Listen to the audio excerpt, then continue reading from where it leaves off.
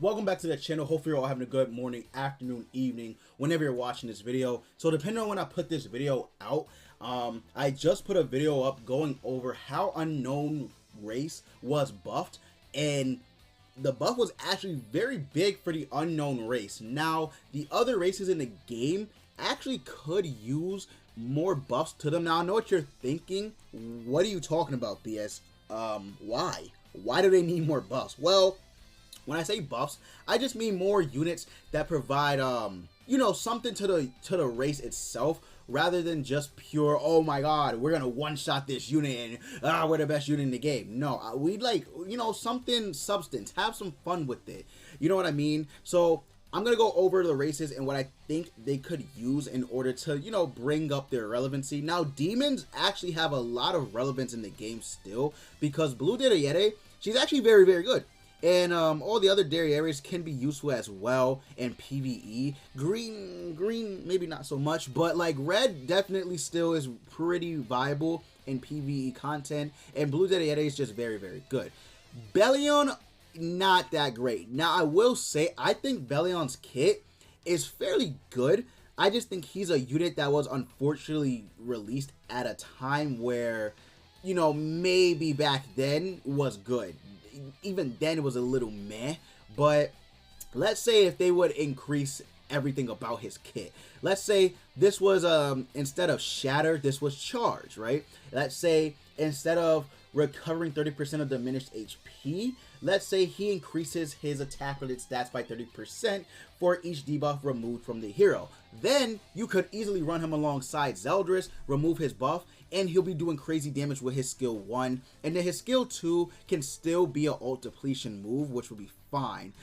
His ultimate, I really don't know why they did this.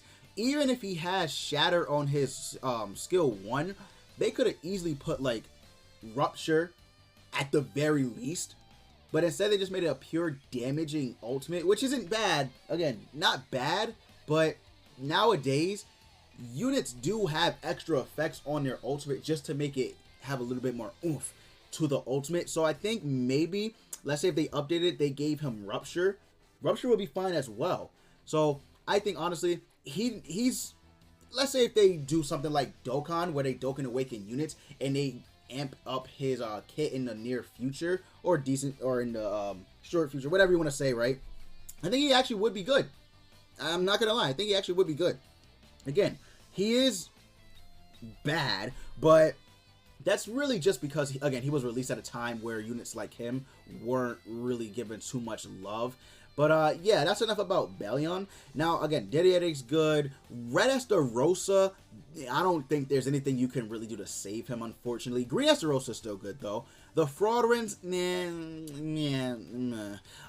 Gallon, Gallon's pretty decent. I mean, Gallon's pretty fun to use, I would say, but otherwise he's not really crazy or anything. And then all the Meliodas pretty much take up a huge chunk of the demon race. And then you got Monspeed and Zeldris. So really, what I think they could do is they could have more demons. Maybe they have demons that you know, potentially freeze. They have amplify, like ultimates or something like that, something crazy, because the unknown race pretty much got a huge buff. They could have a demon that heals, because currently we don't really have a demon that is recovery or heal based. Melaska is pretty much the only unit that we have that's close to it, and that's because she has incredible lifesteal and she only really focuses on healing herself, not the other units around her. So I would say maybe if we had another unit like Melaskula who healed, maybe if you want to give us another Melaskula even that heals all the allies too, that would be perfect. That would be absolutely perfect. But with her incredible amount of lifesteal, I think honestly it would be maybe a little too much, but it remains to be seen. Monspeed 2, I get what they were trying to do with the Monspeeds, but it just, no. Zeldris is still good. Both Zeldris, I would say, are still pretty good. Red Zeldris is even better than the blue one because of his viability. So, to be honest, we'll see what they do with the demons, but I feel like they have a little bit less leeway with the demons, more so than the rest of the races. Now we go to the fairies. Oh my sweet god, the fairies suck. The fairies just suck, man. It's just plain and simple. Like, there's really nothing else you can say about it. All the Elaines really aren't used. Gerhard sucks. Galaxinia is useful, like, for, like, I guess, showcase videos. Hellbrum, yeah, Hellbrum's Hellbrum. Red Hellbrum's good. Green Hellbrum's used for Guild Boss. But Red Hellbrum he just ain't cutting it now these days. He absolutely is despicably bad. Blue Hellbrum sucks. No one really uses Blue King, which is crazy, because back when the game first started, Blue King was meta on every single team. So it was absolutely insane. He's good for raids. He's nah. And then the Fat Kings aren't good, and then he's obviously top tier. But that's it. Really, you're just using King. You're just using King. And maybe Gloxinia, right? But that's it. So we need more fairies. Now, I will say, even in the show, there isn't too many fairies. But if you want to give, like, a lane an actual good card, that would be nice. We can get, like, because we have healing fairies, we can get a fairy Elaine that has amplified damage, puts down debuffs that, I don't know, restricts rank 1 and 2 skills like Gloxinia does, red one, right? But then she also has amplify. Her passive can be, she increases fairies, like, I guess you could say fairies basic stats by maybe like even 25%, since there's not too many fairies, and I absolutely would see nothing wrong with that. And then she can give herself like a buff or something on her passive. I don't know. Maybe Hellbrum would be a good choice too. You could give Hellbrum like a very, very good tank card. Maybe he has evasion skill, right? Maybe he can even increase defense related stats for himself, taunt, something similar to Blue Dedeyede, which is very nice. His attack skill can potentially be like, maybe, and I want to say maybe on this, maybe it can be like an AoE amplify or something like that. Something very good to give him. A weak point card would be good as well, because at the moment I don't even think we have a fairy that does weak point. I really don't think we do. I could be wrong, and to be honest, I'm not even going to look through them, because even if we do, no one uses them anyway. Like, Gerhard's a really good healing-based unit, because she heals right here, and fills up the ultimate move gauge, and then she also heals allies HP by 1% of max HP for every ultimate move gauge, right? So she's decent at healing, but we could get something even better, and her AoE card absolutely is disgustingly bad. So, again, fairies just, oh my god, fairies get treated like garbage. But even more so, that's worse, is Giant. Giant is just bad. Like, it is just terrible. Now, I will say, we could use another Matrona card, because currently, the one we have has an amazing passive skill for Giants. However, they decided, for some unknown reason, to exclude PvP. I don't know why, but they did. Anyway, we could get another Matrona, because this Matrona has some potential in the future. Maybe if there's a giant meta, she has some potential in the future. But the fact that they restricted her, her passive from PvP is just trash.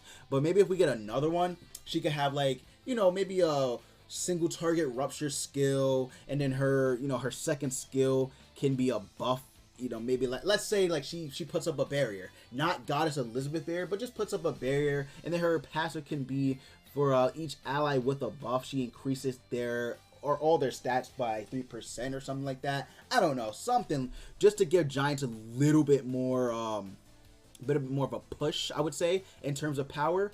But I mean, this skill's alright. It removes buffs, but that's it. And then her ultimate is not that great either. So maybe if we get a Matrona that has an ultimate skill that has amplify on it, that would be nice. That would be amazing, actually. And then she has a passive that gives her an active buff.